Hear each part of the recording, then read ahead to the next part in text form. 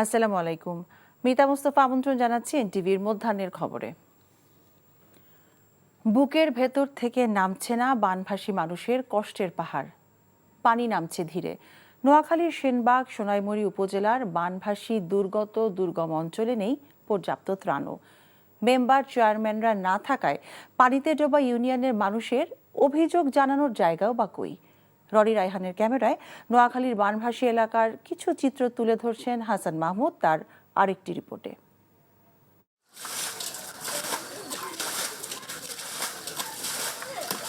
বাড়ি ভর্তি পানি, ডুবেছিল ঘর, উঠোন, টয়লেট সবই।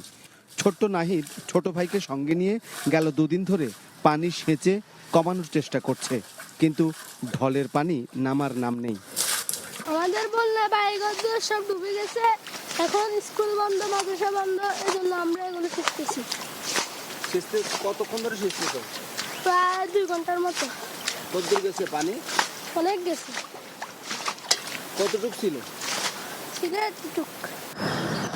নোয়াখালীর সেনবাগ, সোনাইমুড়ি, বেগমগঞ্জ কিংবা সদর এলাকার ঘরবাড়ির পানি ধীর গতিতে নামছে। মাটির ঘরের আড় ভেঙেছে, পুকুরের পাড় ভেঙেছে, ঝাড় জঙ্গল আর ডোবানালা হয়েছে পানিতে থই থই, মিলেমিশে সব একাকার। পুকুরের মাছ গেছে ভেসে, মাটির ঘরের মেঝেও পড়ছে খসে। ঘুরে দাঁড়াবার চেষ্টা করছে মানুষ, কিন্তু পানি নামছে না খুব একটা। আমাদের এলাকায় এখন মেম্বার চেয়ারম্যান এমপি বলতে কিছুই নেই, সব ফালাই গেছে, কেউ নেই এখানে। আমাদের প্রবাসীদের কিছু সাহায্য চলতেছে, আর এলাকাবাসীর যৌথ উদ্যোগে আমাদের 2টা অলরেডি আশ্রয়কেন্দ্র চলতেছে, আর পুরো গ্রামটায় 95% পানির নিচে আছে। খাওয়ার পানি কলের থেকে খাইও কিরকম এই তো পুকুর সরকার সব একসাথে গিয়েছে। কত কিছু দিয়েছে, আমরা একটা কিছু পাইনি। কিছুটা কমছে, আরো পানি ছিল, আপনার মাথার সমান পানি ছিল এখানে। লেফটেন্ট পুরা মানে ওই দিকে যাই মানে ব্যবহার করছি আর কি, মানে টয়লেট পুরা মানে ইয়ে গেছে। নোয়াখালীর সেনবাগ, সোনাইমুড়ির বেশিরভাগ অঞ্চল এছাড়াও সদর অঞ্চলেরও বেশ কিছু এলাকায় কিন্তু এই রকম পানির নিচে তলিয়ে আছে, অর্থাৎ পানি কমে যাওয়ার পরেও পানির অবস্থা এই পরিমাণ। তাহলে যখন পানি ঢুকেছিল হু হু করে, সেই সময় পানির অবস্থা ছিল আরও বেশি। তারা বলছেন তাদের এই সব এলাকায় তাদের যে ঘর বাড়ি এবং মাটির মেঝে সেগুলো নষ্ট হয়েছে, তাই তাদের সহযোগিতা দরকার পুনর্বাসনের জন্য, দরকার বিশুদ্ধ খাবার পানি এবং ওষুধ। Hasan Mahmud, NTV news, Sonaimuri, Noakhali. এই বিষয়ে বিস্তারিত জানতে আমরা যাচ্ছি লক্ষ্মীপুরে। সেখানে আছেন আমাদের স্পেশাল করেসপন্ডেন্ট হাসান মাহমুদ। হাসান, বন্যা পরিস্থিতির এখন আসলে কেমন অবস্থা দেখছেন? উন্নতি কতটুকু হয়েছে, আমাদেরকে বিস্তারিত জানাবেন এই বিষয়ে।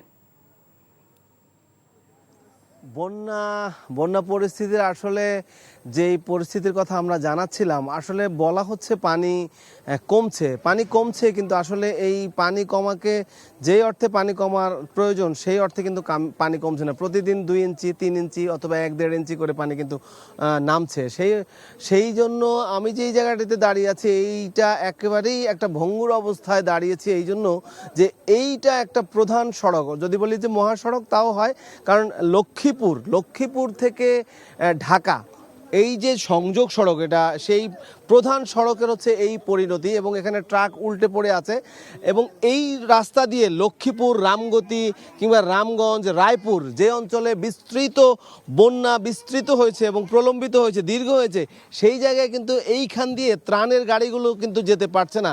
সারি সারি ত্রাণের গাড়ি আমরা যেই দিকে দাঁড়িয়ে আছি ঠিক উল্টো দিকে দাঁড়িয়ে আছে, অর্থাৎ ত্রাণ নিয়ে আসছে বিভিন্ন অঞ্চল থেকে বানভাসীদের জন্য, কিন্তু এই মহাসড়কের হাঁটু পানি যার কারণে এখান থেকে যেতে পারছে না। অর্থাৎ এই সড়কটিকে সহসাই যদি একটু ইট ফেলে বা বালু দিয়ে বা কোনোভাবে, যদিও পানি এখনো হাঁটু পানি দেখতেই পাচ্ছেন, মানে জরুরি ভিত্তিতে মেরামত করা না হলে সেই দিকে কিন্তু ত্রাণের গাড়ি, বিশেষ করে দুর্গত অঞ্চলে মানুষ যে আহাজারি কান্না কিংবা মানুষ যে কষ্টে আছে, আমরা এমনও বাড়িতে গেছি যে হয়তো তারা চারদিক থেকে যেভাবে পানিবন্দী, সেখানে নৌকা যাওয়া যাচ্ছে না এবং নৌকা ছাড়া কিছুতে যাওয়া যাচ্ছে না। এই সড়ক দিয়ে যাওয়ার পরে যখন আপনি প্রধান সড়কের এই অবস্থা এবং গ্রামে যাবেন, তাহলে সেইখানের অবস্থাটা আরও নাজুক, এবং সেটা অবশ্যই নৌকা দিয়ে যেতে হচ্ছে। বাড়িতে কিন্তু বাড়িগুলো পানিবন্দী হয়ে আছে এবং প্রচুর নৌকার প্রয়োজন আছে। তো সেই পর্যন্ত ত্রাণ যাওয়ার জন্য এই যে রাজগঞ্জ, লক্ষ্মীপুরের রাজগঞ্জের যে এই মহাসড়কটি রয়েছে এটিকে দ্রুত নির্মাণ করা জরুরি, অন্তত ত্রাণের গাড়িগুলো সেখানে যাওয়ার জন্য। লক্ষ্মীপুর থেকে জানছিলাম বন্যার খবর। আজ থেকে সব ধরনের জ্বালানি তেলের দাম কমেছে। ডিজেল এবং কেরোসিন লিটারে 1 টাকা 25 পয়সা এবং পেট্রোল ও অকটেন লিটারে 6 টাকা কমানো হয়েছে। পুনর্নির্ধারিত এই দাম আজ থেকে কার্যকর হচ্ছে। এই বিষয়ে জানতে আমরা এখন যাচ্ছি খুলনায়। সেখানে আছেন আমাদের সিনিয়র করেসপন্ডেন্ট আবু তৈয়ব। তৈয়ব, সব ধরনের জ্বালানি তেলের তো দাম কমানো হয়েছে, তো ক্রেতাদের প্রতিক্রিয়া কেমন দেখছেন আমাদেরকে জানাবেন।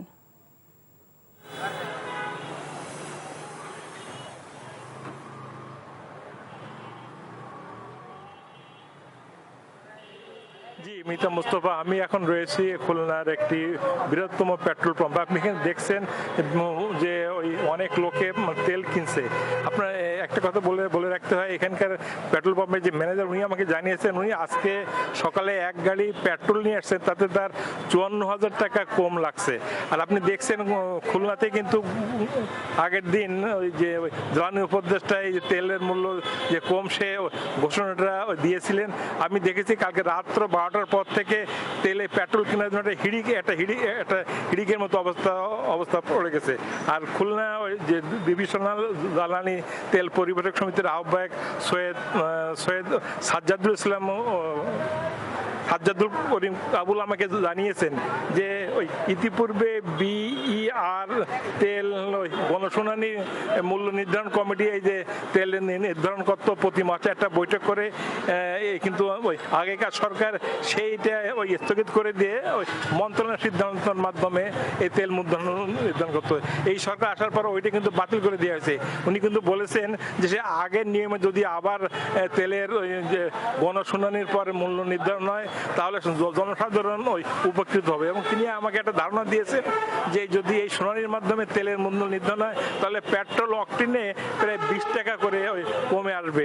এবং অন্যান্য উনি বলেন যে পেট্রোল অকটেনগুলো আমাদের দেশের গ্যাস ফিল্ডতে উৎপাদিত হয়, কাজে এটার দাম কমে আসবে। উনি ওই আশা করছেন যে আগামী মাস হতে হয়তো আবার সেই গণশুনানির মাধ্যমে এই মূল্য তেল নির্ধারণ করা হবে। জি ওই মিতা মোস্তফা, এই ছিল খুলনা থেকে সর্বশেষ। খুলনা থেকে জানছিলাম জ্বালানি তেলের দাম কমার খবর। নরসিংদীতে এক মৎস্যজীবী লীগ নেতাকে কুপিয়ে এবং ছুরিকাঘাতে হত্যা করেছে দুর্বৃত্তরা। এলাকাবাসী জানায় গতরাতে লিজন মোল্লা স্থানীয় রেনেসা ট্রমা সেন্টার থেকে বের হয়ে বাড়ি ফিরছিলেন। শাহী ঈদগাহ মাঠে পৌঁছলে দুর্বৃত্তরা তার গতিরোধ করে। ওই সময় তাকে এলোপাতাড়ি কুপিয়ে জখম করে তার ব্যবহৃত মোটর সাইকেলটিতে আগুন ধরিয়ে দেয়। পরে স্থানীয়রা এসে লিজনকে উদ্ধার করে হাসপাতালে নিলে চিকিৎসক মৃত ঘোষণা করেন। তার শরীরের বিভিন্ন স্থানে ধারালো অস্ত্রের আঘাতের চিহ্ন রয়েছে, তবে কে বা কারা হত্যা করেছে তা তদন্ত শেষে বলা যাবে। তার বিরুদ্ধে সদর থানা সহ বিভিন্ন থানায় 16টি মামলা রয়েছে। এদিকে নওগাঁর সাপাহার উপজেলা জামায়াতের সেক্রেটারি আব্দুল্লাহ হিল কাফি ছিনতাইকারীদের হামলায় নিহত হয়েছে। আর বদলগাছি উপজেলা থেকে আফরোজা বেগম নামে এক নারীর গলাকাটা মরদেহ উদ্ধার করেছে পুলিশ। ধামরাইতে বেতন বৈষম্যের প্রতিবাদে আন্দোলনে নেমেছে একমি এগ্রোভেট অ্যান্ড বেভারেজ লিমিটেডের শ্রমিকরা। আন্দোলনের মুখে বন্ধ হয়ে গেছে উৎপাদন প্রক্রিয়া। সকাল থেকেই একমি এগ্রোভেট অ্যান্ড বেভারেজ লিমিটেডের শ্রমিকরা কাজে যোগ না দিয়ে বেতন বৈষম্যের প্রতিবাদে কারখানার অভ্যন্তরে বিক্ষোভ সমাবেশ করেন। বিষয়টি কারখানা কর্তৃপক্ষকে জানানো হয়েছে। ততক্ষণ শ্রমিকদের শান্ত থাকতে অনুরোধ করা হয়েছে বলেও জানান তিনি। পরিস্থিতি নিয়ন্ত্রণে অতিরিক্ত পুলিশ মোতায়েন করা হয়েছে।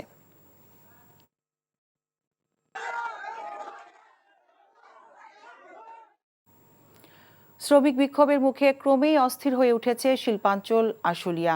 পুলিশ জানায় বেতন ভাতা বৃদ্ধির দাবিতে সকাল থেকে নাসা গ্রুপ অফ ইন্ডাস্ট্রিজের 3টি কারখানার শ্রমিকরা একযোগে আন্দোলনে নামেন। কাজ বন্ধ রেখে নাসা সুপার, নাসা বেসিক ও নাসা এজেআই সুপার নামের তৈরি পোশাক কারখানার শ্রমিকরা বিক্ষোভ করেন। এ সময় আশেপাশে কারখানায় তারা ইট পাটকেল নিক্ষেপ করলে সেসব কারখানায় ছুটি ঘোষণা করা হয়। এমন পরিস্থিতির মধ্যে অসন্তোষ দেখা দিলে নাসা গ্রুপের 3টি কারখানায়, এছাড়াও আশুলিয়ায় বেশ কয়েকটি কারখানায়ও অনির্দিষ্টকালের জন্য বন্ধ ঘোষণা করা হয়েছে।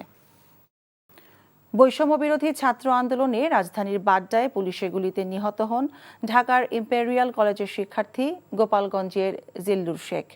সন্তানের এমন মৃত্যুতে শোকে বিহ্বল জিল্লুরের পরিবার সহ পুরো গ্রামবাসী। গোপালগঞ্জ থেকে মাহবুব হোসেন সারমাতের পাঠানো রিপোর্টে বিস্তারিত। যেই দেখি বাবার টুলের উপর শুয়ে আছে,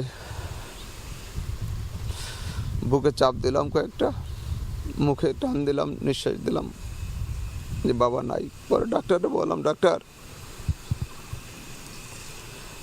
দেখেন ওরা কিছু করা যায় নাকি। বুকে যেন পাথর চাপা, অশ্রুসিক্ত চোখে ছেলের কবরের পাশে বাবা।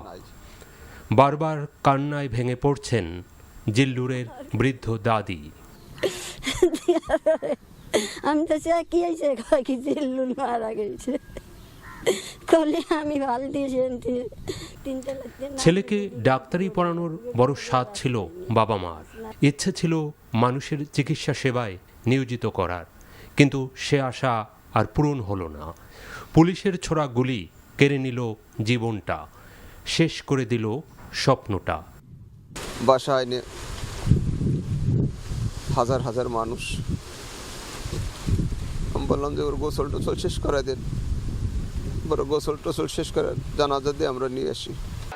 কোটা সংস্কার আন্দোলনে ঘরে বসে থাকেননি ঢাকার বাড্ডায় ইম্পেরিয়াল কলেজের প্রথম বর্ষের শিক্ষার্থী জিল্লুর শেখো। 18 জুলাই রাজধানীর আফতাবনগরের স্টেট ইউনিভার্সিটির সামনে সড়কে বৈষম্য বিরোধী আন্দোলনে যোগ দেন তিনি। পুলিশের গুলিতে নিহত হন টগবগে এক তরুণ। ওই দিন রাতেই জিল্লুরের মরদেহ নিয়ে আসা হয় গোপালগঞ্জ সদরের কাঠি গ্রামে। পরদিন বাড়ির পাশের কবরস্থানে দাফন করা হয় তাকে। সব অন্যায় অবিচারের বিরুদ্ধে দেশের জন্য জীবন দিল। জিল্লুরকে যেন কিছুতেই ভুলতে পারছে না শৈশব কৈশোরের দুরন্ত ছেলেটির গ্রামের প্রকৃতিও। NTV news desk. 3 মাস বন্ধ থাকার পর আজ থেকে বনজীবী এবং পর্যটকদের জন্য উন্মুক্ত করা হচ্ছে সুন্দরবন। যথাযথ নিয়ম অনুসরণ করে প্রবেশ করা যাবে বনে। এরই মধ্যে বনজীবী এবং পর্যটকরা বনে প্রবেশের প্রয়োজনীয় প্রস্তুতি সম্পন্ন করেছেন। বন বিভাগ জানায়, বনের 4টি রেঞ্জের প্রতিটিতে 3000 করে 12,000 নৌকা সুন্দরবনে প্রবেশের অনুমতিপত্র রয়েছে। এরই মধ্যে বেশিরভাগ বিএলসি পুনঃনবায়ন করা হয়েছে। এসব নৌকায় সাধারণত 4 থেকে 6 জন জেলে মাছ এবং কাঁকড়া আহরণের জন্য সুন্দরবনে যান। সুন্দরবনের প্রাণ প্রকৃতি রক্ষা, বন্যপ্রাণী এবং নদ নদী ও খালে মাছের বিচরণ ও প্রজননের স্বার্থে সরকারি নির্দেশে 2019 সাল থেকে প্রতি বছর জুন এবং অগাস্টে বনে প্রবেশে নিষেধাজ্ঞা জারি করা হয়। এই ছিল মধ্যাহ্নের খবরে। এই খবরের ভিডিও সহ আপডেট জানতে ভিজিট করুন এনটিভি অনলাইন www.ntvbd.com। এছাড়াও এনটিভি জনপ্রিয় সব অনুষ্ঠান ও খবরের আপডেট জানতে ভিজিট করুন আমাদের ইউটিউব ও ভেরিফাইড ফেসবুক পেজ। দুপুরের খবর দেখার আমন্ত্রণ রইল। সবাইকে ধন্যবাদ।